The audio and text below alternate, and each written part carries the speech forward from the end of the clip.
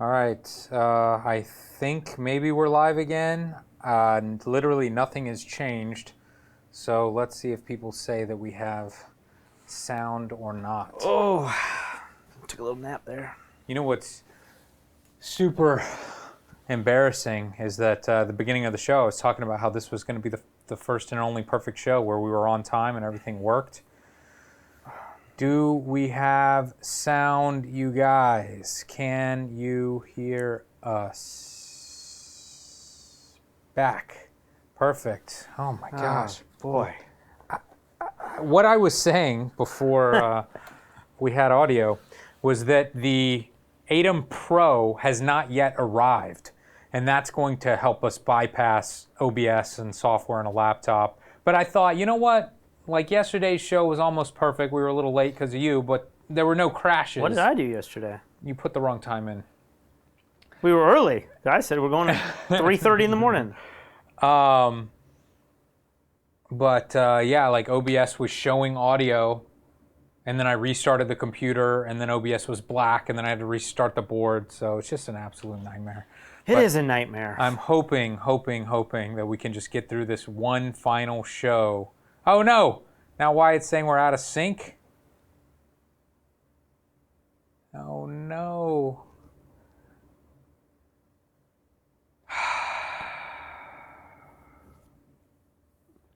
Welcome to the future of live broadcasting. Should I attempt to reset OBS?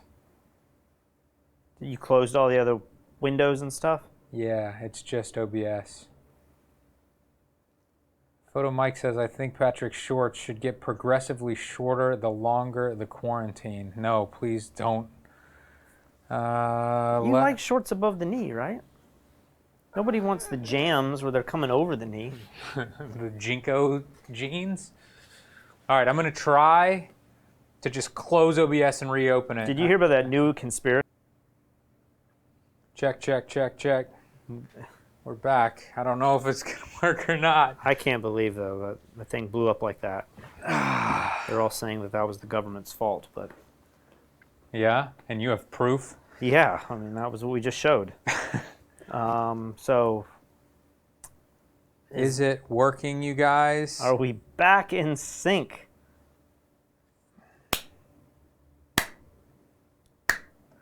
Works.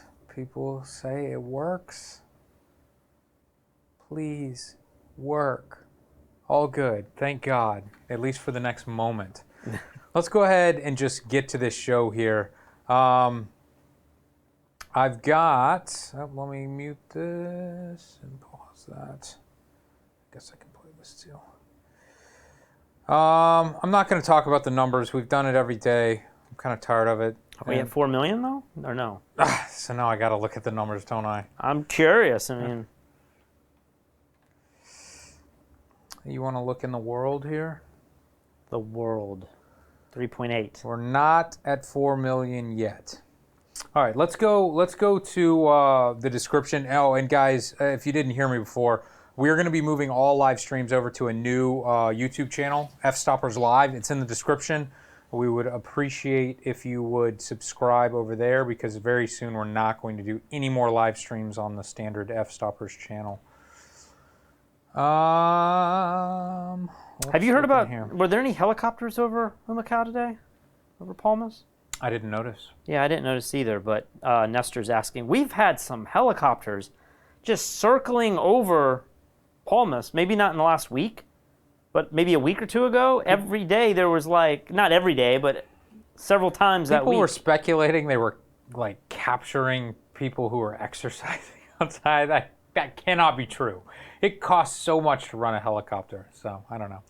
This first link that you have here, Tucker Carlson exposes rich politicians who don't follow their own orders. Is this a video we should watch, or is this just something we could chat about and other people can watch? I think we should show the video. Oh, really? Yeah, I think it's that good. But why didn't you screen capture it? It is. It's it's in your notes, so if you want to go down there, I would play the first one. So 02 is the one you would do. Let's do it. Alone in that. So many of the people making our policies are like this. Almost compulsively, again and again, they do the very things they punish us for doing. When they're caught, they acknowledge no shame. They are entirely lacking in self-awareness. They have no idea how absurd they are. They discredit themselves without even realizing it. Almost immediately after telling the rest of New York City to stay inside, for example, Mayor Bill de Blasio loaded up his SUV with government bodyguards and headed for the gym across town in Brooklyn. A government spokesman later explained the trip was necessary because de Blasio's gym, quote, has been a huge part of his and his family's life. Oh, okay, that makes sense. De Blasio likes his gym, so he kept going there despite telling you not to. Got it. Weeks later, de Blasio still couldn't stay out of Brooklyn for some reason. One day, he and his wife left their home in Manhattan, Gracie Mansion, and drove more than 10 miles to Prospect Park in Brooklyn for some sunshine and some fresh air. A stunned citizen happened to see the whole thing and videotaped it. Here's what happened. Seriously, you guys have a park. You live in the middle of a park. You don't need to not essentially travel to Brooklyn. Come on, guys, give it a break. Come on, you won't even open roads for people of all backgrounds. I'm not going to give it a break. Like, this is selfish behavior. This is the epitome of non-essential travel. Non-essential travel? What's that? When you make the rules, that's not even a category. Just ask Justin Trudeau, the preachy Prime Minister of Canada. On April 12th, Trudeau released a video commanding Canadians to stay in their homes. He's so outrageous with his commanding, Condescending, and yeah, just like he's making a fine point. He just doesn't have to be such a douche about it. I feel like this is interesting, but like he just takes it too far. It's what Jesus would do, he declared. what Jesus would do. So as we reflect on Jesus' message of love and compassion, let's think about our healthcare workers and essential service workers who are on the front lines every day. Let's put into practice what it truly means to love our neighbors as ourselves by making sacrifices to protect their health. Let's stay home for them. That's the kind of quarantine Jesus endorses. Love means staying home. For you, not for them. Not long after recording the video you just saw, Trudeau left the capital and traveled all the way to Quebec to visit his family at their lake house, just like you'd want to do on Easter, if you were allowed to do that, but you're not allowed, so stop complaining. Interesting. You know, I feel like everybody's a bit of a hypocrite, and you know, we've talked about you going to jiu-jitsu. That's what we've talked about. Have we talked about that? I mean, I think we pounded it in our readers' heads that you want to go out and roll with a bunch of dudes. Yeah. And that's non-essential travel. It's a non-essential working out. Like, you don't need to do it. I mean, first of all, nobody needs to roll around with a bunch of dudes. But in times like this, do it for them. Do it for those workers. Yeah. Do it for me, Lee. Yeah, I mean, I've been doing it for 2 months for you, and now it's about time for me to go back. I want to elaborate a little bit on this, Okay. if you don't mind. Go So for it. I have a second video. Oh. If you want to cue that one up. This one, maybe go to, go to that one. That's a good one. Okay. You might also want to get your hair cut. People do, and in Chicago last month, that was not allowed. You couldn't get your hair cut. But the city's mayor, Lori Lightfoot, had her hair done anyway. When she was caught doing this, Lightfoot didn't even blush. Now, we played this clip for you on Friday's show, but it's one of those videos that no matter how many times you watch it, drops your jaw every time. I'm the public face of this city. I'm on national media, and I'm out in the public eye. And, you know, I'm a person who, I take my personal hygiene very seriously. As I said, I felt like I needed to have a haircut. I'm not able to do that myself, and so I got a haircut. Got that? Shut up, proles! I'm on national television. Chris Cuomo knows that feeling very well. So hold on, just to talk about that specifically. Yeah. I don't know if that is that offensive to me. But going and getting your hair cut when they're telling everyone you shouldn't be getting your hair cut? Yeah, I mean, do you think maybe it would have been more appropriate for her to call a barber and pay them to come over to her house? I mean, I would imagine... Maybe, but isn't that the same idea? Like, maybe if you go into an establishment, there's more of a risk because it's a centralized place. Yeah. But it's still the same principle, right? I think what he's trying to point out is the hypocrisy of people who have money, people who have wealth, people who have status are saying these things, but then they're doing the complete opposite. I agree. I just assume that, you know, all people on TV, even Tucker, he probably has someone doing his hair in the studio. I think none of them should get haircuts. They should be like me and get a little shaggy and like live out the quarantine life, put it on display for the people, and that should be part of the story right now. Or learn to cut yourself, or have your mom or your girlfriend or your wife, family members cut your hair. Yeah. It just feels a little... I mean, it is hypocritical. It is a little hypocritical. It's just not. This specifically doesn't seem that bad. Now, maybe I missed something. Did she tell people like, we cannot have barbershops open? And then if she had said that and she had actively worked to shut them down, and then she had gotten her friend's one open up, now I see that as being a little bit more outrageous. Well, he goes on, and we don't need to watch the rest, but he goes on and starts talking about your boy, Chris Cuomo. My boy. And, you know, the whole story about him going to the gym and going biking. While he had the virus. Yeah, and somebody confronts him, and so there's that part of it. But pull up video 4 now. I know there's a lot of videos back to back, but I kind of want to just have a narrative here. Defiant that her salon will not close. Sit down and be quiet. I am not through speaking. Do not say another word while I'm speaking, and you will not interrupt me again in this court. Luther knew that she was risking a possible fine and jail time when she went on camera 2 weeks ago, proclaiming that her Far North Dallas salon off Beltline near North Coit would reopen, regardless of the governor's stay-at-home order at the time. Why did you reopen? Because I had no other choice. Because I couldn't feed my family. Last week, District Judge Eric Moye issued a temporary restraining order against her salon. Tuesday, the two were face-to-face, the judge reminding her that she's not the only person nor the only business hurting because of the virus. Your actions were selfish, putting your own interests ahead of those of the community in which you live. That they disrespected the executive orders of the state, the orders of the county and this city. He gave her a chance to avoid jail time if she apologized and promised to close until salons are allowed to reopen Friday. His offer did not compel her. I have to disagree with you, sir, when you say that I'm selfish, because feeding my kids is not selfish. I have hairstylists that are going hungry because they'd rather feed their kids. So, sir. So, I don't think we got a little bit more to watch on this, but I just feel like this is exactly what the mayor of Chicago was like. I have to go get my hair done, and it's fine for her, but in Texas, and I think one of the arguments I saw today was this judge makes $120,000 a year from the taxpayers of Texas. Yeah.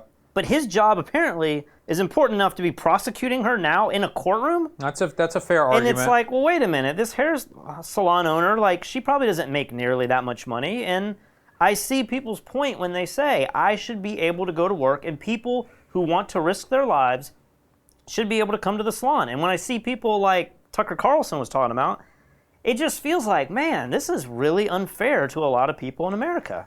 Do you think that it is fair or reasonable, or is it hyperbole, when people at this point in America are saying, I had to do it to feed my children?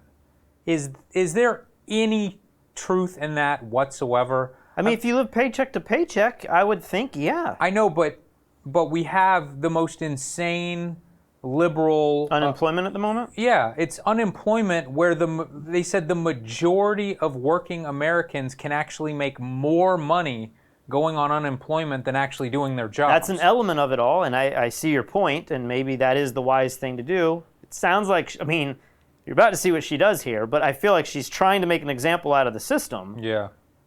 But maybe she should have gone on unemployment, but you know, a lot of people still haven't gotten their unemployment checks. All right, well, so even though you're going to get it, until you get that money, if you're broke and you don't have a lot of savings, I can see where the need to make some income is your top priority. All right, well, let's see what she says. If you think the law is more important than kids getting fed, then please go ahead with your decision, but I'm not going to shut the salon. The judge found Luther and her company, Hot Mess Enterprises, guilty of civil and criminal contempt of court. Luther was taken into custody, sentenced to 7 days in jail, one for each day her salon was open after the court ordered her to close, plus $1,000 for each day that it was open, totaling $7,000. She'll continue to be fined $1,000 for each day that it's open until Friday. Back outside, attorney Warren Norred said they will appeal, mocking the judge. If you're not willing to die for your fellow countryman, then it's you that is selfish, as opposed to maybe the vulnerable could just stay inside and order pizza, or we could bring them things. Well, she says I hit stop right too soon, but she basically says like tomorrow, because this was or maybe just it's this Friday, all salons are able to open. So it's like she's off by a week or two, and how big of a difference is that really making? Yeah. I don't know, this whole narrative, and I don't know that this is what this whole show should be about. We've just spent 15, 20 minutes on it, but I feel like this is a scary part in America where these rules are being made, and there are different rules across the country, and then you now have people who are making the rules that are not following the rules. I mean, you have Andrew Cuomo making rules, and then his brother is breaking them. Yeah. And you have the governor of New York, the mayor of New York City, going to other parks. Like, why does he have to go to Brooklyn? Like, it doesn't make any sense. Yeah. And when they say it's part of my routine going to the gym, or I'm a public figure, I mean, heck, we're on TV. Shouldn't I be, this is YouTube TV, but shouldn't I be able to go out and get a haircut because, you know, there's 739 people watching me right now? Like, it's just ridiculous the way they're making these arguments. Yeah, I do see both sides in this situation. I respect the woman for, you know, sticking to her morals, but at the same time, I think she might be exaggerating the starving children thing when you can go on unemployment, and just looking at the way she was dressed in her business and everything. What was her business name? This is Hot Mess or something. I don't know. Like, she looked like she wasn't starving. Like, she looked like she was going to make it another week until the opening day. But I'm just wondering I do why understand. in the world are courts open? Like, weren't we talking about this a couple days ago? Where like they're letting prisoners out who have done nonviolent offenses. Yeah. And I think the guy was saying, "You're not going to let me keep my business open when you're letting out prisoners or people in jail." Maybe he was also saying that maybe those people could like break into his building, or there could be riots and there could start to be vandalism and that sort of stuff. But why is he able to have her in court and his job's a necessity, but doing people's hair, it's just weird to me.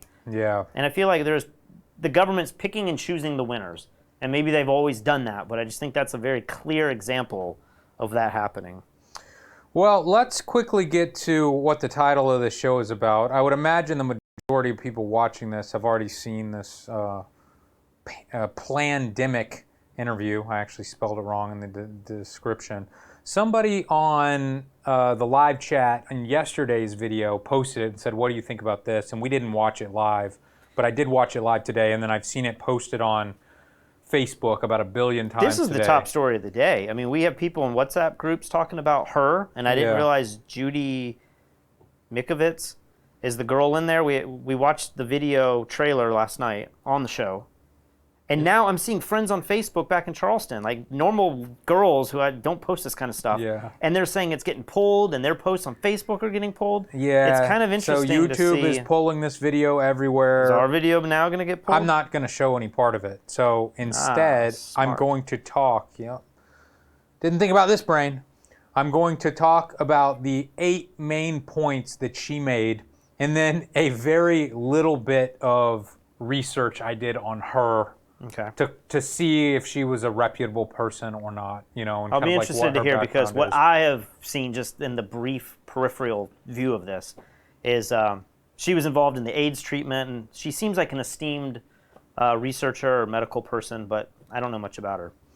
Okay, so you guys can see this at plandemicmovie.com. I don't know if it's been pulled down from that website or not. It's like a 30-minute video. She makes some pretty outrageous claims, but at the same time, she seems to have a background in this. She seems to be pretty reputable. Number one, she claims that she was working on HIV AIDs when it first came out, And I believe she was saying that she discovered it, or she had written the first paper on it. And Dr. Fauche, I don't know if I spelled his name wrong here. Sorry, I was writing this very quickly.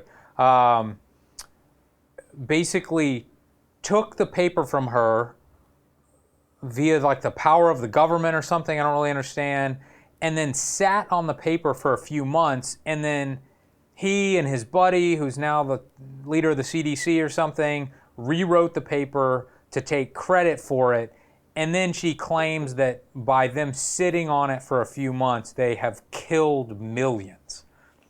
That seems a little outrageous to me. This is the HIV paper from what, like the 80s or 90s? Something like that. Something like that. So I was like, okay, it like part of it makes sense. The killing millions thing, like I'm not sure what 2 or 3 months would have done. It's not like we were able to stop it. It's not like people who are getting AIDS are like, if I only saw that if I research only paper. knew. That wasn't on the internet because the internet didn't exist. Exactly. But anyway, I thought that was relatively interesting. She says individual government employees are allowed to patent vaccines and patent molecules and stuff. You seem to know about this more than me. That taxpayers have paid for. So, for instance, like we're paying taxes, millions of dollars are going to these labs that are doing who knows what. But they're government or they're private labs? Private research? I don't fully know. Like, I am no expert in this. I'm just trying to very quickly summarize what she said.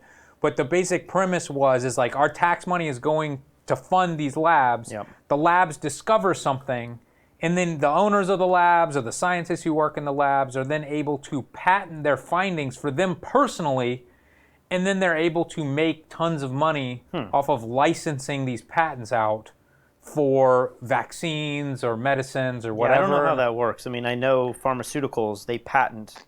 I mean, they do crazy stuff. They find a drug that works, and then they add all these little molecules, and they change the structure of it so that it may still be active, but they've added, it's just like, if you take something, a work, and then you make a derivative that's just enough difference, you can patent that. And so the idea is to patent this huge scope of drugs. Really, all you care about is the one that has the most efficacy. And then you have all the other ones patented so that another company can't just add a carboxyl group on there and you're like, oh, we came up with a similar drug. But having government employees be part of that patent, I don't know if that happens or not, but...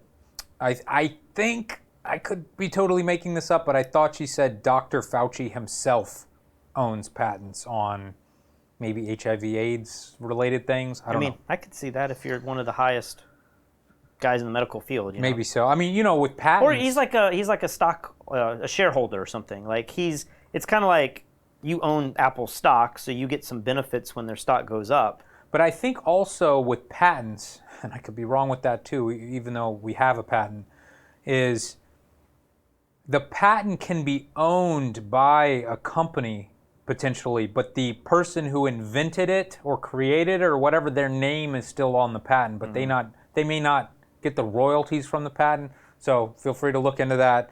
I don't know if this is true or not. She also says that she is not anti-vaccine herself, but she claims that no RNA vaccines have ever worked. I do not know. People have been sending me stuff like that too. Like RNA vaccines are very different from DNA vaccines. And we don't have a vaccine for AIDS. And AIDS is a retrovirus, I believe. And what makes AIDS so difficult is that the RNA gets into your actual DNA, I believe. I could have this wrong. But it becomes very hard because the virus incorporates itself into your own DNA, and it mutates and changes so much that it's like now you're trying to attack cells that are now viewed as yourself, But I don't know. Are there vaccines for RNA? I don't know, and I didn't have enough time to look into it, and I wouldn't even know where to begin. Like, I know so little about that. So YouTube, go crazy. Look into that. Number 4, COVID-19. She says it's not man-made, but it's certainly man-altered, and she thinks it either came from the lab in North Carolina or from the lab in Wuhan. Wait, North Carolina? I think we've talked about a lab in North Carolina before, haven't we? Okay. I thought we have in one of these videos. There was something I played in one of the very first videos where they were saying this virus could have been part of the whole vaping thing where people were getting these. Wasn't that in Virginia? It was like Virginia, West Virginia, North Carolina, that whole area. You know, when you get into that area, it's kind of no man's land. And I have no way of proving this. It sounds wild, but I don't know. Number 5, COVID-19 death numbers are not accurate because they aren't testing. I'm pretty sure everyone can agree with that. Like, even the most liberal people.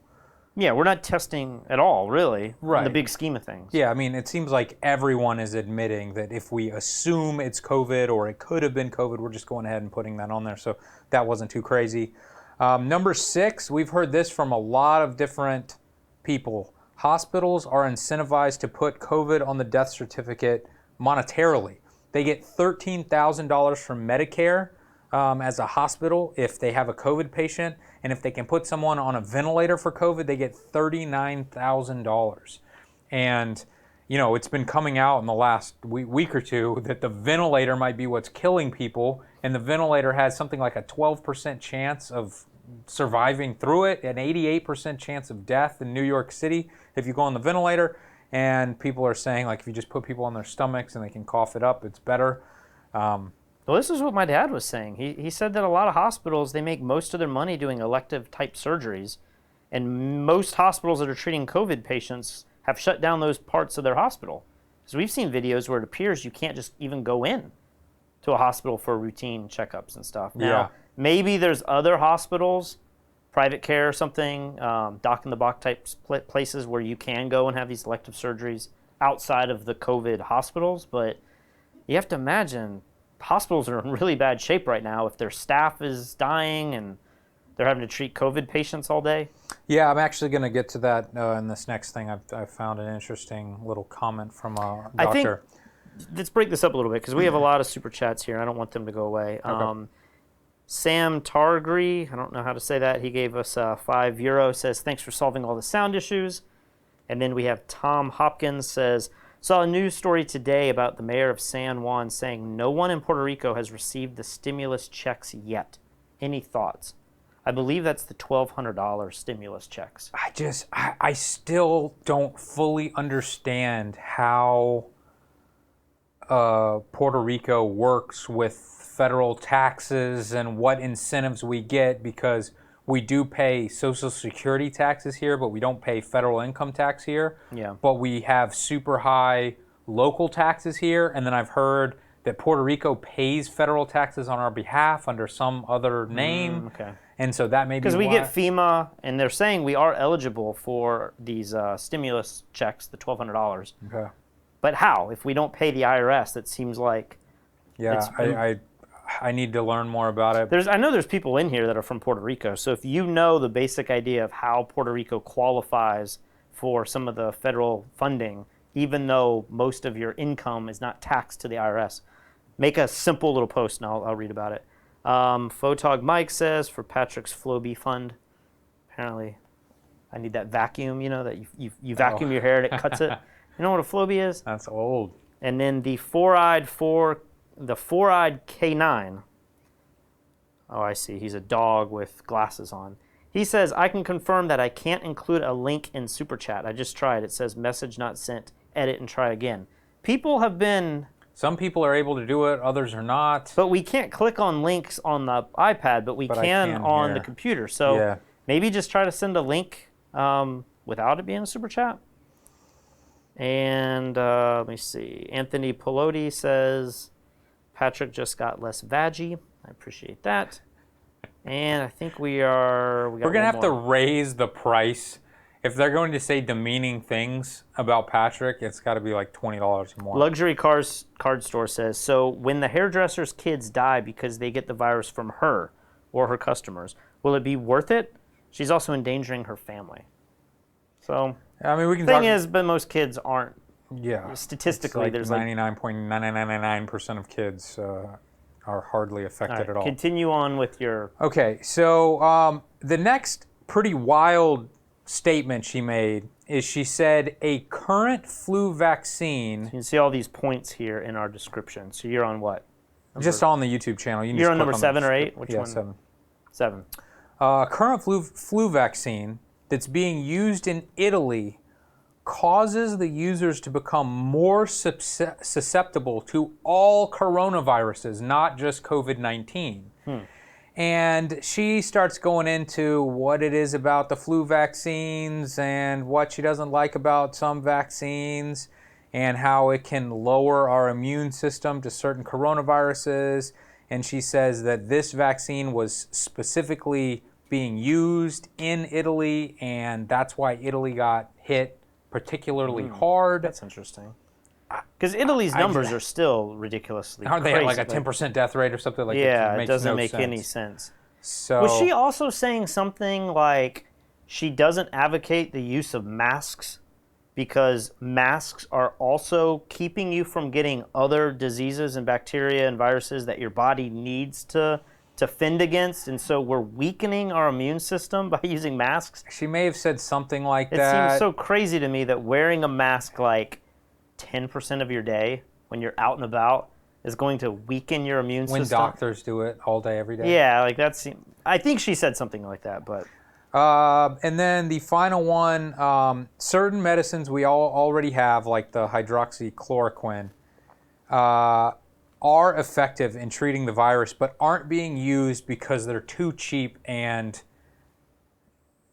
the Not profitable government, Bill Gates, Dr. Fauche cannot profit from these medicines that already exist, so they're purposefully being held back from us, and millions of people are dying because they want to make a lot of money. So some of these claims sound somewhat reasonable and interesting to me, but I looked into this woman a little bit because I was like, a lot of these claims are just so outrageous that, you know, I want to make sure she's a respectable person. And it seems like, you know, she's kind of on the fence. She goes into this thing about how, you know, the government framed her and threw her in jail without a trial. And then you look into it and it's like she was held in jail for a little bit because they were accusing her of stealing things from the lab, stealing like computers and stuff from the lab. And so while they were looking into it, they held her in jail, and then they dismissed the case and they let her out. So it was like not quite as outrageous as she made it sound, you know. And then she's written books that are kind of like these anti-vaxxing books that have been fact-checked by independent companies that, you know, don't claim to not care either way. And they're saying that a lot of the stuff that she says is either half true or she has absolutely nothing to back it up. Well, one of the videos, because I saw her and a couple other keywords trending on Twitter this morning, and that's when I became aware of her. And one of the videos that I watched, it was saying, you know, that this virus is only, it's not that it's man-made, but that it wouldn't happen naturally in nature. That the virus was kind of tweaked and studied in these labs, and then it got out accidentally. Now, there was an article on CNN, I believe, yesterday, and it was basically saying that Fauche is undermining Trump's idea that this virus is coming from a lab in Wuhan. Yeah. And when I read this article, it seemed very disingenuous. It seemed very, what's the word I'm looking for? Basically, what Fauche was saying was, we do not believe that the virus was man-made, that it was That's tweaked. exactly what she was saying. But he didn't go as far as saying it couldn't have been just a natural virus that we were studying and it got into a researcher and then escaped the lab. Because that seems like what Trump is saying at the moment. That's the narrative that he's trying to go down. But this CNN article was like, Fauche undermines Trump's idea. But then I read the whole article and I was like, Fauche didn't say anything about it not coming from the lab. And I think Pompeo got in an argument with Fauche or something a day or two ago. And Pompeo's argument doesn't make any sense. He like kind of backtracks. Because there's some researchers that are saying there's a 100% chance this definitely was not manipulated by humans at a genetic level. But then there's other people that are saying, but it looks like maybe the researcher did get something that wasn't manipulated, but that might have not happened if we had just eaten bats or didn't have that intermediate animal. But it did happen in the lab, not maliciously, but just by studying it. And then she goes out and infects everybody. So it seems like both of those ideas are very similar. They're coming out of a lab. It's an accident. But the media seems to want to downplay that story and just put that story in the whole idea of it's genetically mutated and it's or manipulated, you know. There's like 3 or 4 different things that could have happened. The furthest one is we made a virus super deadly in the lab. And I don't know that there's a whole lot of research yet that says that that's what's happened. Yeah. But she's kind of there in the middle where she feels like it was tweaked by humans. And it definitely didn't come from like a bat just being sold in the market or... I think she might have said that it could have come from a bat, but not as it is right now. Right. I just want to say, though, that the people who are jumping on this conspiracy are the people who jump on every conspiracy. And what's very frustrating to me as someone who's trying to be open-minded and like, I don't understand any of this. Like, I didn't even know what a coronavirus was 2 months ago. But when you go on social media and you say that you're 100% sure that this is fake or that 5G is doing this or, you know, all of these crazy conspiracies that people have. Yeah. And then this week you're posting this woman who's contradicting your other conspiracy that you believed last week. Because she says this isn't 5G. Is that what you're saying? Correct. She does not believe that 5G causes coronavirus. It starts to make you look questionable that you... Yes, you look really stupid. But for some reason, these people are okay with every week posting a new conspiracy theory and going with it 100%. They are behind this woman 100% now, whereas they were behind David Icke last week 100% for the 5G stuff. I think several things are probably happening. Like, one, people are incapable or people are easily persuaded into believing something that has half-truths to it. I think our media clearly shows that because I feel like both CNN and Fox do that. They give you these half-truths, and then depending on which half they show you, you align to them and you pledge your allegiance to that news organization, which unfortunately also aligns with our politics in America. But then the other thing that I think is going on is like you just want to believe that you're in the know. Like I'm smarter than everybody because I saw this video. I get it, but if you are in the know and you have somehow stumbled upon or figured out the correct conspiracy, then you should have a full understanding of that conspiracy and your view of it should remain consistent over the next few years. You know, if you believe 9/11 was an inside job and there were bombs in the building or whatever, that should be what you believe, and you can't then change and be like, oh, well, no, it was the plane that hit it. But the people in the planes were hired by the government. Like, no, you're switching your conspiracy now. Well, what I've wondered, and I don't mean to cut you off, but people love it when I do, could these conspiracies be part of the conspiracy? Like, could all of these 40 chess. Well, I mean, I'm just saying, like, if the government and the world, you know, the elite are trying to control us and manipulate us, the first thing you'd want to do is make everyone unsure of what's going on. So we're going to release, because we know Russia and these governments are doing that, right? I mean, to be clear, America does this too. But we release these narratives so that you buy into them and you're like, man, there's a P video where Trump is in, you know, East Europe and he's got prostitutes peeing on him and you're like, it happened, I swear it happened.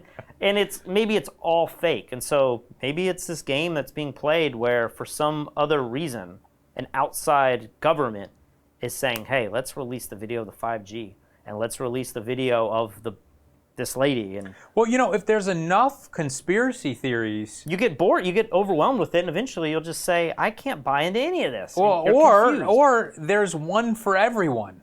You know, it's like if you hate Trump so bad, then your conspiracy theory of choice is like Trump is choosing to kill our grandparents so that the stock market price goes up. Like that's your conspiracy theory of choice.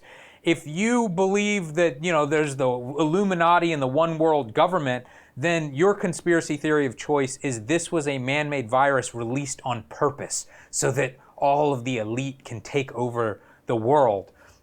There was someone I know who posted on Facebook the other day, this Trey Gowdy, isn't that his name? Yeah. Quote about how like something fishy's going on with the coronavirus. Like, don't you think it's a little strange that the economy was at an all-time high and school shootings were at an all-time low? Have you seen anybody post this? Yes, it's like a tweet that Trey said.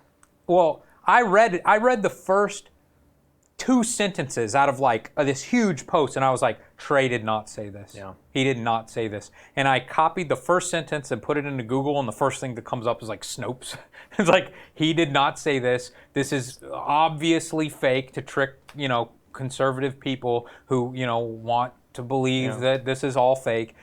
And I posted on Facebook like, hey, this is not real. Nobody in a position of power in the United States would would use the Snopes link. Yeah. And then they're like, they're not to be trusted. No, the guy was like, I don't care who wrote it, I believe it. Yeah. And I'm like, but you posted it because you thought Trey Gowdy wrote it, because he's a reputable person whom you look up to. We're screwed, man.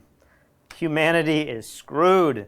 Like, this is the future. The future is, we talked about this weeks ago, but it's nothing new. It's just the idea that we're going to be able to make anybody say anything with all kinds of CGI. And we're going to be able to, like, it's a game of what is real and fake news. And in the very near future, you're not going to be able to know for sure what's real and what's not. Yeah. Right now, we know. We have footage of Trey saying, I would never say anything like that. Of course this is a real virus. Like, why would I say anything like that? And then people are like, I don't care. I'm still leaving the post up. What in the world? It's just crazy. Some super chat time. Get the super chat. P. Moore says, good job, guys. Thumbs up. See, I think I'm really behind. Sam Smith, he's back. He says, flu vaccine in the U.S. is made using chicken egg embryos. We talked about that we like a month ago. We had that video a while back. It's really creepy. If anybody's interested, look up chicken egg flu vaccines, and you see these labs where they're cutting open chicken eggs and putting syringes in. It is so creepy, but we've been doing it for a long time. Christy Burnett says, thank you for giving 2 different views. Love hearing y'all. Right below that, somebody says, what about today's Project Veritas video? That's another little conspiracy video. Did you put any clips from that? Oh, I I'm didn't. surprised. Like, you were very excited about that video. I was just like, what's going on? We talked the other day about the video from them that is about the funeral homes. Yeah. What was today's video about? Today's video is about like the media was staging, was it CBS? I saw boycott CBS on Twitter today, and I was like, oh boy, this is going to be good. So the basic premise was that CBS went to a coronavirus drive-in testing center, where the cars drive up and you put the thing in the nose. And there weren't enough people in line, so they got people to get in line in their cars to make it look like it was full, and then they got people who were healthy to pretend like they were getting the nose swabs when they weren't. Now, I am not personally that offended by that. It depends on what they said in the news. If they started lying and saying things like the line was so long that people were waiting for hours or whatever, now I start to have a really big problem with it. But if they're just showing, I've worked at, like a homeless shelter on Thanksgiving or whatever, and they're like, the news comes and they want to show it, but at that time everyone's already eaten, or they haven't eaten yet. Like, the homeless people aren't allowed in yet, and they're like, okay, we need a shot of you pretending to serve the turkey. You know what I mean? Yeah. So it's like, act like you're putting it on the table, and then now everybody clap like it's the end of the meal or whatever, but it hasn't happened yet. You know what I mean? Yeah. I'm not offended by that. That doesn't seem like fake news to me, but it could be. Like, it's the beginning of it. Well, I always think about, if you go to Google and you type in, what would you type in? It would be like war photography behind the scenes, and you see like some guy in Libya and he's like burning the American flag, and like they're all hooded and the guns. And then it like pans over when you see the behind the scenes video, and it's like 20 photographers, and they've clearly told the guy, hey, can you set the flag on fire and do this thing? But it becomes this epic looking shot. Right. And that's just how pictures are made. I get it, but one thing a lot of people have been mad about is there's images. I know this just happened a day or two ago. People are using the same picture at the beach to show like Huntington Beach has all these people, and Jacksonville Beach has all these people. Yeah. And it's the same photograph. Yeah, that and in many cases, those photographs are from years previously on 4th of July, Right. and the beaches look packed. So where do you draw the line I have a and much say, bigger problem with that. Yeah. Because the picture itself is like creating this outrage and deception and getting you to click because you're like, look at these people not social distancing, but that's not what's happening. But isn't the same thing happening when you say, look at this hospital and there's a bunch of cars getting the testing?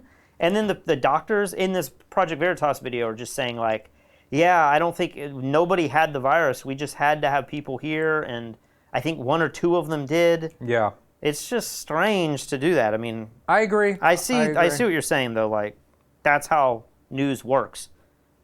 When the crew is there, you got to make it look spectacular for the show. Right. All right. Next up, this was just something that I saw on Reddit right before we went live, and it says this proposed bill would forgive medical school debt for COVID workers. Medical school debt. So it's like if you were a nurse or a doctor and you're working with COVID patients, your school debt would be forgiven. I hate this idea. I do not think this is fair. Like, I never want the government to incentivize people to be irresponsible with money or to incentivize people not to work. That's what I'm afraid of, by paying people more money to go on unemployment than work. I think that's horrible. It's going to cause problems down the line. I think by forgiving people who have tons of medical debt and then not giving any money to their buddy who's worked his ass off to pay off his medical debt, I don't think it's fair.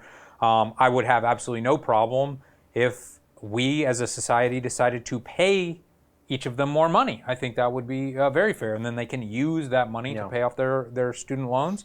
But one of the doctors in the comments of the post was like, this is never going to happen. I have just been told that I am going to have a 50% pay cut, and I work every day with COVID patients, and people are like, what are you talking about? How is that possible? And he said, because my hospital is empty other than COVID patients, and the hospital makes money from elective procedures. So the hospital is literally going bankrupt. Like, they have no money. So the only money they can get is by getting COVID people in and putting them on ventilators and getting the money, if that's true. I don't know how to look into that. Well, maybe that's why they're putting COVID on all the death certificates. Yeah, I mean, that's because the the theory. hospitals need it to stay afloat. Yeah, that's the theory. Next up. Perry Von Dongen says... Von Dongen. The question is, if she, this girl you were just talking about, was Russian, would she have jumped out of a window by now? No, she would have fallen. She would have fallen out of the window. I've got an interesting clip of one of the guys who fell out of the window. Yeah. He's alive. Yeah. He's alive. He didn't fall correctly. Wacky News gave us $2. He says, hashtag release the P-tape. Obviously, I'm pretty far behind because we were joking about that a minute ago. We've been kind of ranting to each other, and I haven't been able to keep up with all the non-super I feel like chat. we're on a roll here. So the next article that I found fairly interesting was this happy hypoxia article on CNN. And this article is basically, it says no page here, sorry. You can type in happy hypoxia CNN on Google, I'm sure it'll come up. But the basic premise is that people are coming in with COVID-19 to the hospital, and they feel bad, but they don't feel that bad. But then when they're testing their blood oxygen level, they're at like 50%, which is at the level where people could die at 50%. I remember Chris Cuomo being on CNN, and he had this little thing he put on his finger. Right. And he was like, it needs to be like 95 to 98%. Yes. But 50, I don't know what happened. You're saying 50, you pass out and die? Yeah, but they're like, a lot of these people are just chilling on their cell phone and on social media, and they seem fine, and they say they don't feel that bad, and then they check their levels, and even though they're breathing fine, the disease is cutting the oxygen from, and you know, we've debated, is it a lung thing or is it a blood thing? They're still trying to figure that out. But I thought that was pretty interesting. And then if you guys haven't seen, I put a link to this Smarter Everyday video about hypoxia, and I have a clip here that's super interesting. I'll set it up for you. The basic premise, he goes in this chamber and they remove the oxygen from the chamber. And then they get him he can breathe fine. Like, you don't know that the oxygen's gone. You just keep breathing. Yeah. And they get him to do these little puzzles and stuff so that they can see how his brain is cognitive, is reacting. And so it's the audio is kind of bad, but this is a really interesting clip. Your pulse ox there, what does it read now? 67. Oh, yeah, okay. Okay, so that's a critical area here where you need to start thinking about getting back on oxygen, because once you get below 60, death can occur just like that, right? So you got to realize that. Just like that. Wouldn't you pass out, or you're beyond the point of pass? I think you pass out. Between when you were just starting your demonstration versus right now, we can tell you're really starting to feel the effects of hypoxia. Triangle? Yeah, what I'm interested in is to see what kind of coordination he has now. Starting to tingle. Yeah, you've been off oxygen for about 3 minutes, 45 seconds.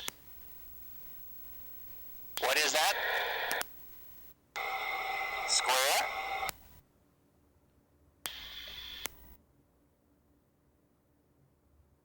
And what was that one? That was a square?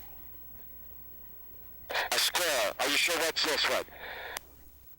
They love watching them die. There, you know, that lack of oxygen. You need to start thinking about getting back on oxygen now, Destin. What would you do? If you felt like you needed to get on oxygen, how would you correct for that? Can you correct for hypoxia for me? All right, so if you don't get on oxygen, you're going to die, right? You're not going to be able to survive this. Go to your regulator, get all 3 switches up on your regulator. All right, go to your regulator, get all 3 switches on your regulator. All right, let's go ahead and put him on for him. Let's get him back on.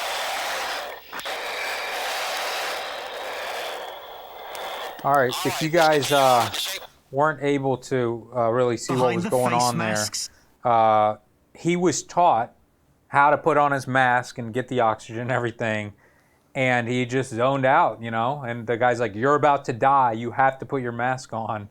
And he was incapable of doing it. And he's just smiling, and that's why they call it happy hypoxia. I don't know if this is 100% true, but I thought that I heard this years and years ago, was that when you hold your breath, especially in diving, and you get that anxiety feeling, it's not that you don't have enough oxygen. It's that you still have too much CO2 in your blood, I think. In many cases, like CO2 buildup is worse than, like, you could rebreathe air, I think. I think when you exhale, there's enough oxygen in your exhale that you could breathe that back in, but there's too much CO2 now, and so that's why you have that feeling of anxiety, I believe. Because if you're about to die and you don't have oxygen like he was, he didn't seem anxious. Right. He didn't seem like, 3 minutes underwater, Yeah. I can hardly do 60 seconds. I know, it's I would be crazy. panicking, you know? Yeah.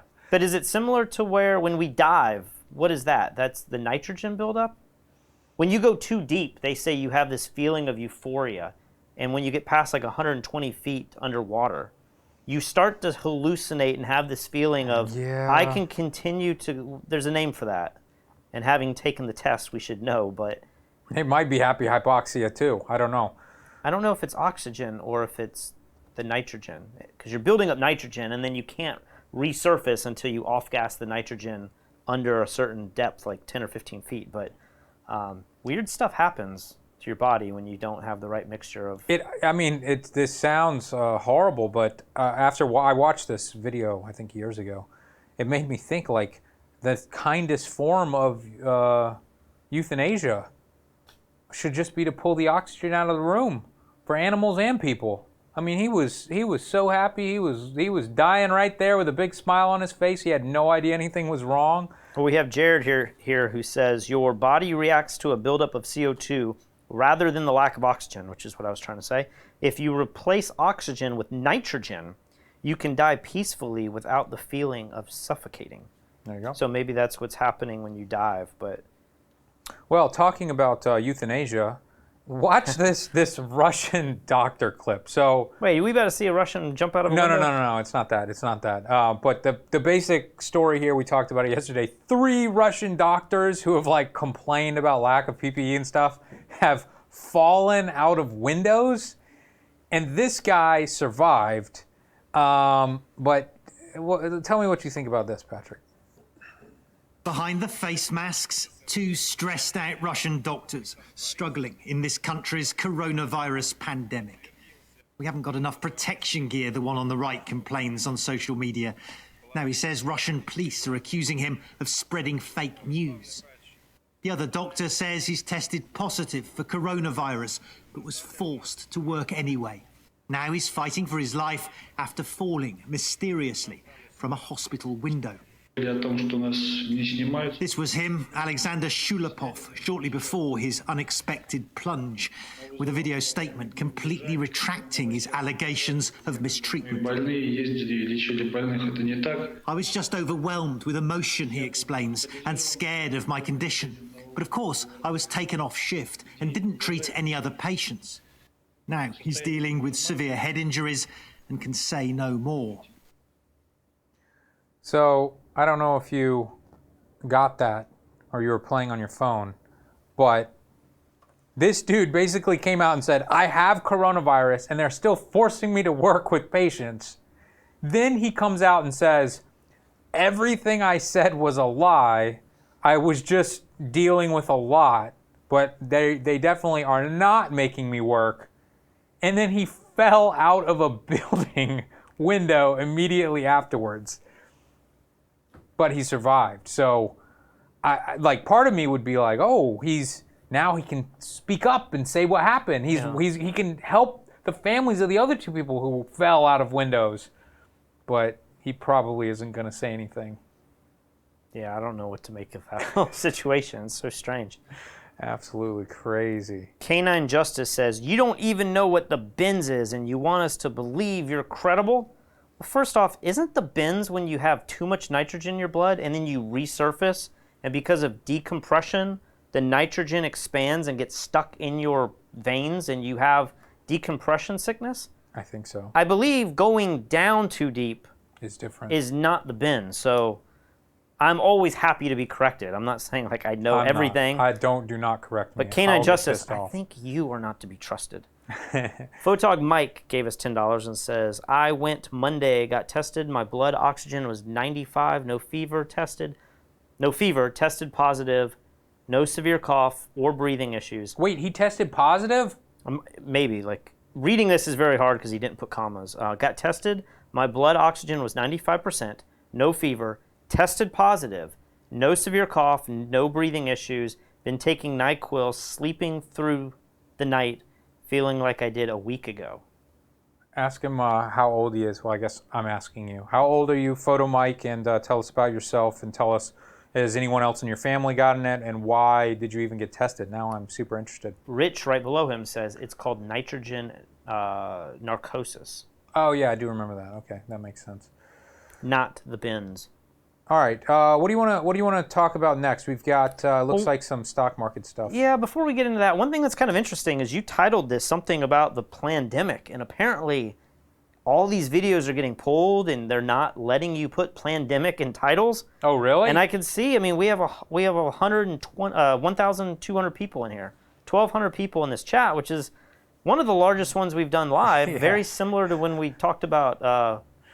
Kim Jong-un. Kim Jong-un. Yeah. So I think we have a lot of people in this live video who are not normal F-Stoppers readers, but I'll say it right now. I'm curious to see what happens to this video. Is this going to get pulled? We did not show any of the other videos, so hopefully not. Hopefully they wouldn't pull our video just because we put a word in the video like that. It's kind of scary if they do, crazy, though. YouTube.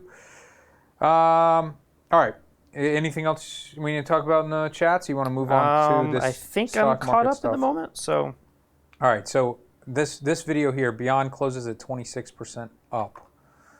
But I do expect that we will have plant-based on the menu. It's just a question of when. I think the pandemic is speeding up a lot of things. We're going plant-based. I think that the Tyson performance was so abysmal. The recognition that the meatpacking places somehow, no matter how much they follow the CDC and the rules, they can't seem to stay clean. I think Beyond Meat, I know when I was at Costco, Beyond Meat is just a huge seller. They've been hurt by food service, but there's a groundswell. It's not Zoom with 300 million, but I think that there are people who are getting appalled by what's happened at the meatpackers. And the more we read about it, the more we think, you know what? Beyond Meat is the way to be able to get protein, but skip that thing called the industrial cow. Interesting. You've got Ethan Brown on tonight, Jim. Yep. And I guess that means you are not heartened by Tyson resuming production in Waterloo this week? Well, I'm glad that they closed it. But look, I just think, look, there's something obviously wrong when you have factories that you're doing everything you can to keep this disease out. Let's hope that the Waterloo works. But I think these stories make you become not necessarily a vegetarian, but to think twice about beef. And then you think twice about beef and then you try Beyond. You kind of realize it's very, very similar. They're both protein sources. The new Beyond sausages are much better in terms of the kind of They are good. You got to try that. The Beyond, I think it was Beyond sausages.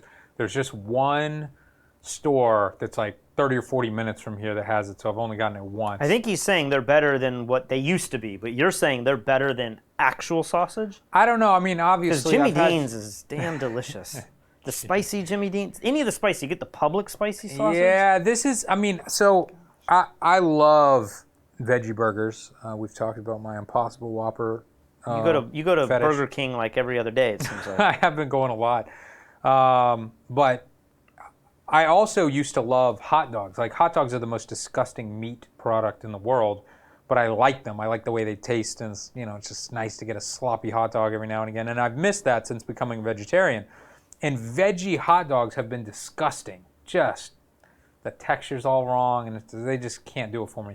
But you get that Beyond Meat sausage. It's good in the morning. I'm eating it with eggs and potatoes, and then I'm putting it on a bun and eating it with ketchup and mustard. But It's awesome. Impossible's not. One, the stock's not out yet, and then two is it's really hard to find the Impossible burger or the Impossible meat in grocery stores, right? Impossible is much more difficult to find than Beyond.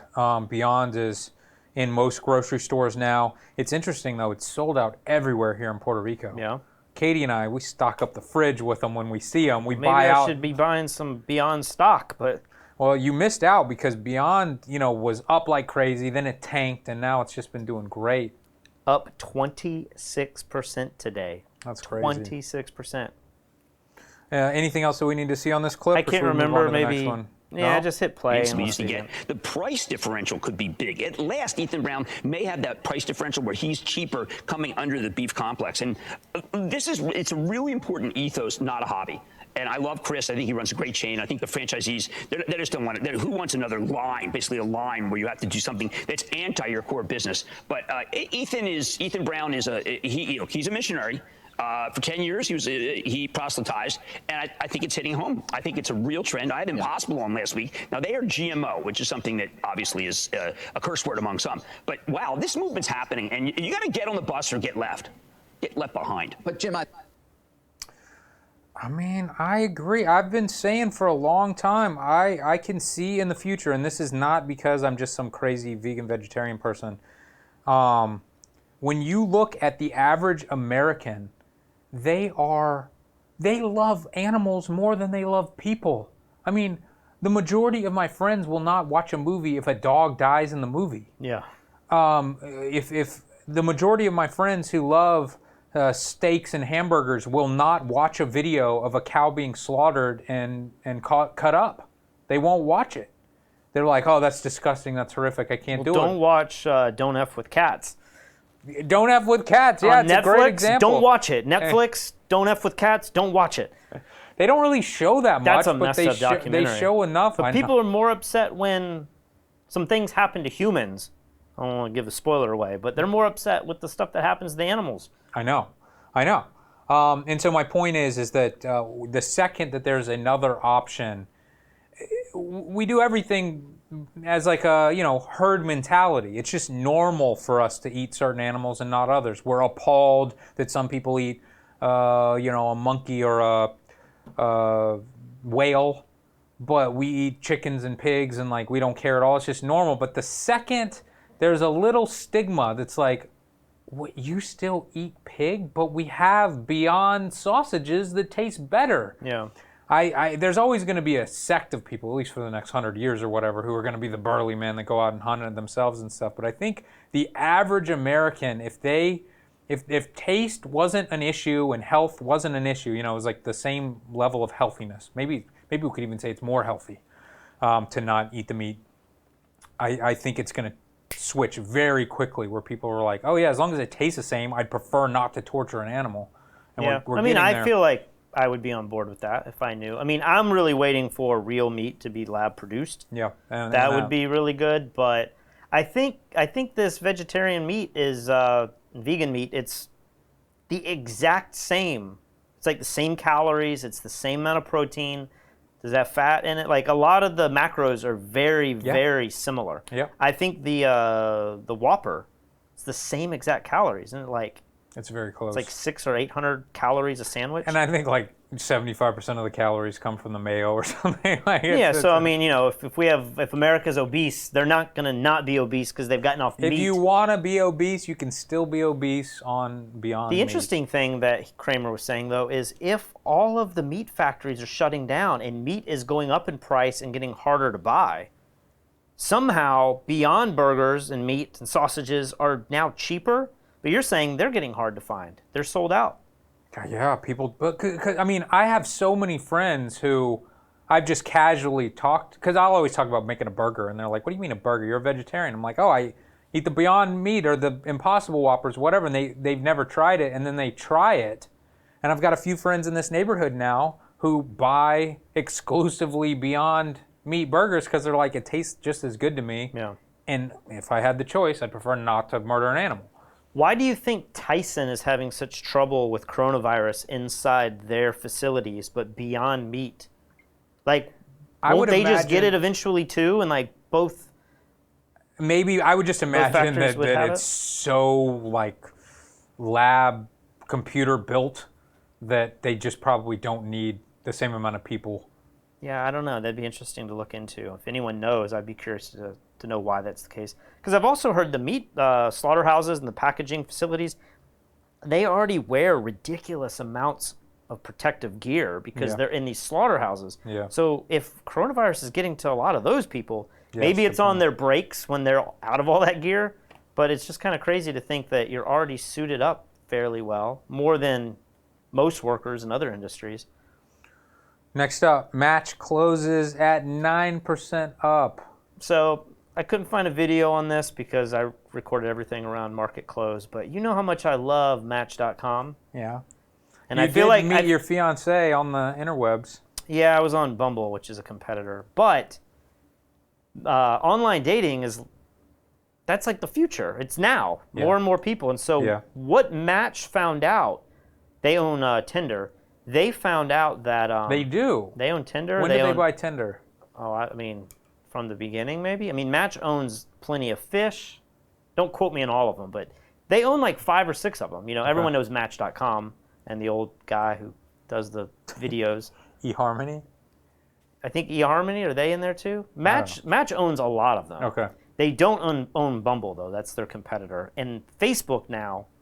I would just imagine Facebook could destroy everyone. Facebook would destroy everything. But you know, I feel like if you're going to own a stock, Facebook's a good stock to own as well. But they came out and said that business was good first quarter because once everyone went into quarantine, they're all wanting to online date. Let me see what Match is. They're MTCH, up 9% today.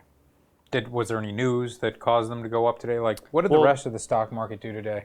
Tinder is doing something I think they should have done a long time ago. They're about to add video into dating in their dating app next quarter.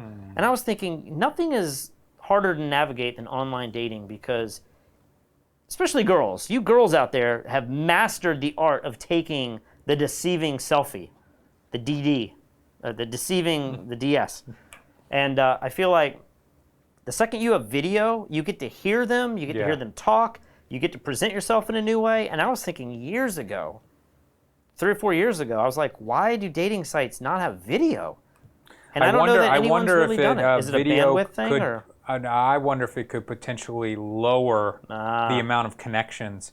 Like, to get people to continue paying their needs. You don't want to reveal everything. Yeah, because if you reveal that it's a bunch of slobs on your app, you're going to know that really quick by watching the videos, and then you're going to quit and move on to something else. Well, that's what love is all about. Love's not about actually pairing you up with the right person. No. It's about making you feel like they could be the right person, and you got to spend that $1 or $2, that upgrade, that $9.99 a month, to be able to talk to them. Exactly. And I feel like that's what Bumble did really well, is they know the guys are the ones that initiate everything, kind of ruin it for a lot of people. Yeah. So they said, let's let the guys swipe right, but then you have to wait for the girls to contact you. Interesting premise. Very interesting premise. All right, final video here. Bitcoin halving is 6 days away. Let me play this. Now, post-halving, very interesting stuff here. A lot of people are expecting a big old steaming dump in the price. My highly scientific Twitter poll from earlier this week shows that nearly half of the 1,400 respondents think that the price of Bitcoin will suffer after the halving. Now, last halving, the price dropped by around 28% in the days following the Bitcoin halving. Now, how low the price will go actually, of course, depends on how we break out of this pennant in the coming days.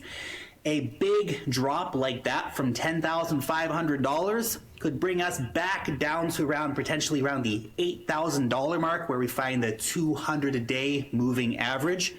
But if we go into the Bitcoin halving with bearish price action, then a drop by 30% from, for example, $8,000, that could possibly bring us down to retest the 200-week moving average, which is around $6,000. Now, if that were to happen, a retest and a bounce from the 200-week moving average, that would actually be mega bullish moving into the post-halving market. Obviously, though, what happened in 2016, it is no guarantee of what will happen over the next couple of weeks, whether or not we do get that big price dump or not, but it is definitely some interesting food for thought. Now, one thing is apparent, though. If we do get a dip back down to the 200-week moving average, then it may be one of the last best chances to buy Bitcoin before the next cycle heats up. Historically, buying around the 200-week moving average has been a very nice opportunity. Anyway, no matter how all this plays out, I'm super excited. This is like crypto Christmas. I love it. Interesting. You understand all that? I mean, you're into the Bitcoins. Not really. I have a You know what the halving is? It was like you're halving the amount of money that miners can make or something. Was that it? You're halving the amount of Bitcoins that are released for the same amount of work. Okay. Yeah. On the mining. Yeah. So I think they've had this happen twice, maybe. 2016 was the last time that happened. And I think historically it goes crazy after the halving, but maybe immediately when that's announced, maybe it dips down first. But what's interesting about Bitcoin is we see the stock market going up and down and we're like, this is insane. But I feel like Bitcoin's prepared me for the market. Yeah. Because when he says, if we drop down 20 or 30% from here, it's going to be at 6,000. Yeah, 6,000 is still really good. And I'm like, it was at 6,000 not that long ago. So yeah. I don't really freak out when Bitcoin goes up and down. No, Bitcoin for me, I mean, like, I only got one coin, but I'm like, I'll probably think about this in 5 or 10 years from now. I'm not going to make a move. Well, the only reason, I don't exactly know who that guy is, but I saw his questionnaire on other social media sites throughout the day. Okay. So when I saw it in his video, and I was like, oh, he's the guy that did that? Like, it was kind of interesting. But in searching for that clip, I saw John McAfee was doing a live. His live had like 30,000 people in it. Dude, that guy... Maybe 100,000 people? That dude's like a murderer, and people love him because he's like a famous conspiracy theory guy, you know? But when I was watching, I tuned into his live cast, you know, but there's no way I could film a clip because I have no idea what he's about to say, right? All of our clips, we're able to watch them, cue it up, hit record. Yeah. But he just starts talking about like how this is the biggest threat to governments. I'm starting to see that. And it's like the only way the government makes their money to get done what they want to get done is by taxing the people. And if suddenly you now have, and I don't think Bitcoin is totally, what's the key phrase that they talk about? It's not like hidden. You can track Bitcoin enough. But there are cryptocurrencies where they're decentralized and they're totally anonymous. Like, you don't know, you can't track them at all. And that's the point he was hitting on, was the second that we can take all of our money, he was saying, Americans right now, you're forced to pay taxes, otherwise the IRS comes to you, you know, unless you move to Puerto Rico and do it legally. But for the most part, you have to pay the IRS. But imagine if Your money was secret now because you own all these cryptocurrencies. Would you choose to pay your 20 or 30% to the IRS, or would you choose to buy a new car? Would you choose to upgrade your house? I mean, I feel like people do that anyway with cash, though. So I don't know that it's... But most of your cash comes from your employer, and your employer reports your earnings to the IRS. Well, they wouldn't be paying you cash if they were your employer. Yeah, but most people don't deal in like hundreds or tens of thousands of dollars in cash. Yeah, mostly people doing illegal things. But, you know, if you... Restaurants can do it. You ever been to restaurants where they're like cash only? Yeah, New York City. I'm convinced they're all just having the amount that they're making. They definitely are. But you think about, what is it called, use tax? Almost nobody pays the taxes to their state government when they buy things online. I know. And just recently, they've changed the laws. B&H now, we deal a lot with them. All these big companies, they now have to take the sales tax, which has hurt companies like B&H. Amazon's been doing it for a few years, but I don't know if every purchase is 100% taxed from Amazon. It may depend on like where the product is coming from, and it certainly depends on where it's delivered, being shipped and stuff. So when I hear McAfee saying, he's talking to a group of people, plus he's live, he's saying, you guys aren't going to pay taxes on this money. You're not. I'm like, are all of you guys paying taxes on all the crap that you buy on Amazon and online? No, nobody's doing that. And so when I hear that, I think, man, Bitcoin really could be the future. I don't know the biggest threat to our... If you have talked to the guy in our neighborhood who he has created software. He works for the government now, and he created the software that tracks cryptocurrency purchases and exchanges. And he, like, I've had long conversations with him many times about this, and he was like, the government sees it all. Yeah. The government is allowing it to happen. I wrote the software that tracks it. Really? I know everything that's going on. So he's like, don't think that you can just get out of paying taxes. The government's choosing what they want to go after right now, and they are going after big people, you know, because cryptocurrency is being used for a lot of illegal activity. So is cash. Absolutely. I think cash is probably used for more illegal activity. I mean, I'm sure it is. Most people probably now use cryptocurrency as a speculation tool. It's like all these nerds on Reddit and stuff, nerds like you and I, who are like, I don't even know how to buy anything with my Bitcoin. So I think Overstock, but are they bankrupt now? But even if I went to the website, I don't know the steps required. It is a pain in the butt. Yeah. You have to have this long code, and you copy it, and then everything. I feel like the crypto is the first area that I found the two form how do you say that word? Authenticators, and then I felt like Facebook and banks started to do it shortly after.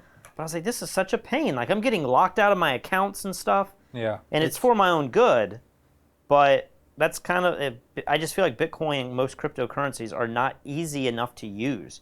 You have to buy this extra hardware because you can't leave it on the exchanges, and then you got to move it to this little thumb drive, and that's a pain in the butt. And then if you want to buy and sell quickly, you now have to find that thing, plug it in, and change it back over.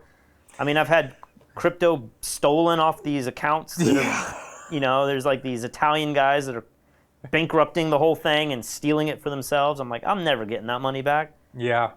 Yeah, I mean, I've just left mine on, was it called Coinbase or whatever? I don't even know. Don't tell the people. Now they're going to come after you. I've only got one coin. It's not that valuable.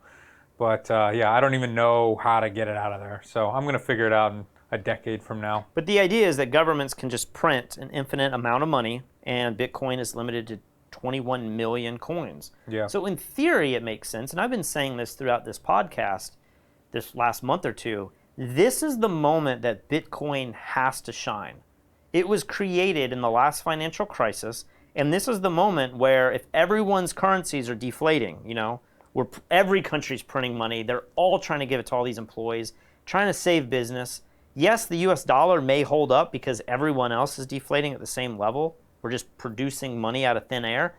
This is the time, like Bitcoin, and even with your boy Peter Schiff, I feel like gold as well. These two things better skyrocket now if they truly are a way to store your value. Yeah.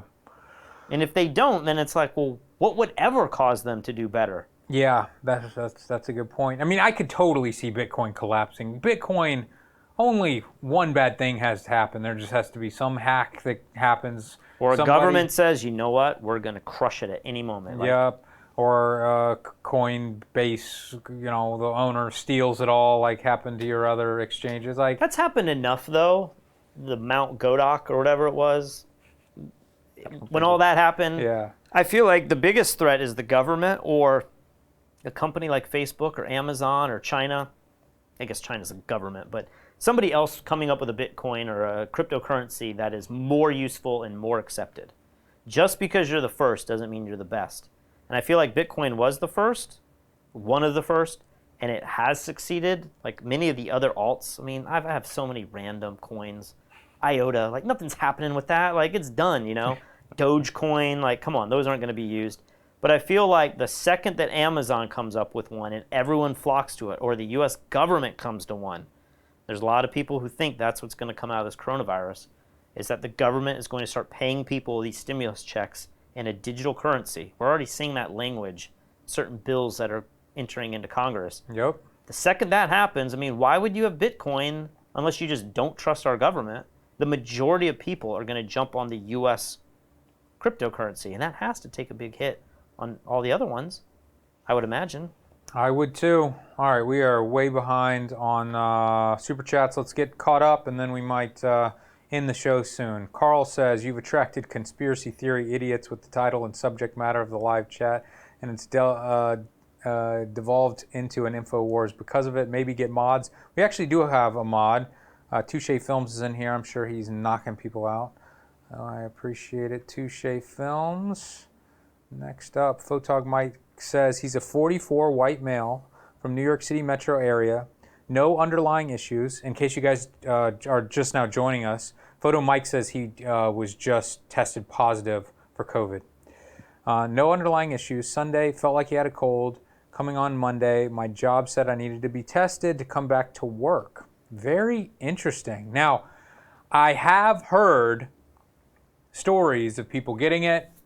It wasn't that bad. They feel like they're getting better. And then the second week, the symptoms get much worse. So that was what we heard early on, was that you feel like you're getting better and then suddenly it hits you and it's much worse. Yeah, so Photo Mike, be here every night. We want to see you. We want to make sure you're alive, and you got to let us know how you're feeling. Now I'm very interested. Oh, is that it? I have one, Stuart at Large. I pay for taxes on everything on Amazon, spelled with an S. It's tax for me, and is required by Colorado state law. So the laws are changing, because it used to be taxes were only paid if you sold to somebody in your same state. So if you were in New York City or New York State and you bought something from B&H, B&H would charge you sales tax because it's delivered in the state. But then when you shipped outside the state, it was up to the person buying the good to report the sale on their tax return at the end of the year. Or if you were a business like us, and we were wedding photographers at the time, if we bought camera gear and then wrote that and deducted it off of our income, we would have to announce it every month. Every month, state of South Carolina, we'd have to give them, our earnings and everything. And it was called use tax not sales tax at that point. So use tax was the person buying it is paying it back to the local government. Sales tax was the business was taking it. So if you had entities like Walmart and Best Buy that have stores in every state, you're always charged the sales tax. But many people went to Amazon and said, man, I can buy a $5,000 camera and save the sales tax. I'm going to buy off Amazon or buy off B&H. But now the laws have been rewritten to where you're going to pay it online, but the law has always been that you owe that tax. So if you've ever bought anything online for like the last 10 years and you don't put anything in your tax return that says, I bought $20,000 worth of goods in the last year, you have been committing tax fraud. It had to be over 99% of people. I mean, yeah, it'd be huge. I remember even telling photographers, like, you have to pay use tax on that, right? You know, a lot of people that got audited. I know, and got caught. Tens of thousands of dollars in taxes. But I have never met an individual person who was like, oh yeah, I've heard of that, and I pay use tax on everything I buy off Amazon. Every time I tell people, and they're like, what? When I buy toilet paper off Amazon, I'm supposed to pay extra tax on that? I'm like, yeah, that's what the law says, but they just can't come after you because it would be so difficult to prove it for every Well, I know when American. we submit our taxes, our CPA, we've had several CPAs in the last couple of years, but they would always have a packet that you'd have to work through, and the question would be, have you bought anything online? I think TurboTax, I just did one of those recently, and I think they asked the same thing. Did you buy anything online? Maybe Amazon was sending emails out the last couple years. You have to pay taxes on this, but most people never did that. Right. I think there was one more super chat that I'm not exactly sure what it meant. And guys, if you're new in here and you want to continue watching this show, soon we're going to be moving the show completely off of F-Stoppers YouTube channel onto the F-Stoppers Live YouTube channel. I put a link in the description. It's the first link. We would greatly appreciate you subscribing to that. I don't know how much longer we're going to be doing this news show. Maybe we should. I've thought, it could just be kind of like, what's going on in the world in general, and we wouldn't just cover the news, but it'd be like we'd cover tech and we'd cover what's going on in Puerto Rico, and we'd be covering just things that are interesting to us. And then people have been asking for us to make it an actual podcast, so I think that would be a wise thing to do. Yeah, I mean, as long as we're sitting here recording, it's not hard. Are you able to go audio. Further back on super chats than I can? Probably not. I just lost one from Photo Mike. I'm going to try to remember what he said. But he basically was saying the only way he could have gotten coronavirus was from a road trip that he did between two states, and he was driving one of his friends that maybe had gotten fired, but he was asymptomatic. His friend didn't have the virus at the time. I don't know. I don't know that it's that simple, man. I mean, when people are talking about it can live on the surface of something, I mean, if you touch a door handle that anyone else touched that day or yesterday, You gas up. Yeah, you gas up the car. You go to the it's so bathrooms easy to and get it. stuff at different. I mean, my parents just drove from Charleston back to Alabama today. I haven't talked to them, but they left, visited my sister, saw the grandchild, hung out in Charleston for a few days, and now they're driving back. They're probably home by now, but they got that PPP money. They got to start paying their employees and reopening. I don't know if they're going to open the dental practice, but they are going to have to open for business. Their employees are going to be getting paid. So I think they may be doing a lot of cleaning and stuff in the office the next week, and then decide if they should. Well, that's a good. What's the word I'm looking for? Responsible or compromise? Compromise. Or? That's the word I'm looking for. Compromise. So it's like, we're going to pay you. We're not going to be making money, but we are going to ask you to work, and it's going to be safe, and we're going to be productive. We're going to get some things done in the office that we've probably been putting off for years. That's a good idea. For them, a lot of it is they need to install all this new stuff, And I don't know if the American Dental Association and the CDC have set guidance on what you need to do. Maybe they've said what you should do or could do. But, they're having to change the way their whole practice works. The waiting room now is in your car outside the office, and you're only going to come in and go straight into the operatory rooms and stuff. And my dad's looking at buying the UVC lights that he can turn on in the rooms and plexiglass everywhere. Somebody was telling me that the restaurant that we go to, Bagada? What's the one that's Bacata? Something like that. They have put plexiglass on all of the tables and everything. Isn't that appetizing? Don't you just want to go eat there? Well, the question that I have with all this plexiglass and the social distancing in these restaurants, Kramer talked about it on our show yesterday, was that he had to remove 7 out of 11 tables out of his restaurant to meet the 6-foot requirements, is when you put plexiglass up, but you have central heating and air. Yes, I'm not able to transmit it forward, and maybe that's kind of like what the masks are doing. But if it can get through the mask because the virus is thinner than the holes, is smaller than the holes of the mask, and we're sitting here with plexiglass, like, what keeps it from just getting sucked up and going over? Like, it just feels like maybe if we're really that worried about it, maybe we should just not go out to restaurants yet. I agree. Or if you're like me and you want to get it over with, I need to go directly to restaurants and eat all of my meals at restaurants. Photog Mike also says, MySpace Angels for all the old people in the room. Was that a dating site? Was there a way to date on MySpace? I don't know what MySpace Angels is. Carl Hancock says, Amazon has distribution centers in every state now. Because of that physical presence, they must charge sales tax. Years ago, that wasn't so. I think that's partly the case. Do you remember our bookkeeper dealing with this? Oh, yeah. She was like, I need you to tell me where all of your flash disks, so light modifier that we sell on Amazon, where they are, because depending on what state they're in, the distribution centers, if we have flash disks in Canada or in California and they're sold anywhere in that state, we now have to submit specific county and city taxes for that sale. That's right, yeah. And I was like, her name's Kristen. I was like, Kristen, I can't tell you where our flash disks are because when we ship them into the country, they may go to South Carolina and they may go to Chicago or wherever, but then Amazon just changes the distribution based on whatever is the most practical way to ship stuff. I would literally just stop making flash disks. If we would just be doing paperwork all day, every day. Yeah. To make $40 on a flash disk, this would just be ridiculous. People argue that it's regulation that causes the crippling of businesses. You know, the government regulates too many things. Obviously, regulation helps in certain instances. You know, talking about my dad's dental practice, you want some regulation there. Otherwise, you're gonna have Joe Schmo just drilling on your teeth and like being a horrible business person. You know, Yeah. putting your life in harm's way. But when you start getting into like small businesses have to know every single tax percentage in every county and city and town and be able to collect that and bookkeep it and send it to each one of those municipalities, like that is insanity. But that was the solution until Amazon started taking the tax on their end. I'm like, Amazon has to do it. They're big enough to have the software to do that. You can't ask us to be like... Like you said, we would just stop doing that business. Absolutely. It wouldn't be worth doing.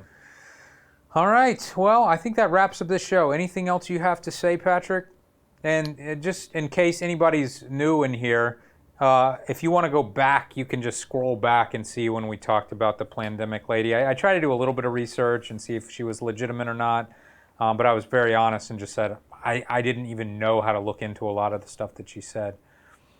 Anything this else comment you have here, to say? B&H charges tax, but they have their own credit card to get it refunded. Isn't that called Payboo or something? Payboo, it's like the worst name ever. Yeah, I tried to get it, but I don't think they do Payboo in Puerto Rico, and then they didn't even do Payboo in South Carolina, so it wasn't an option.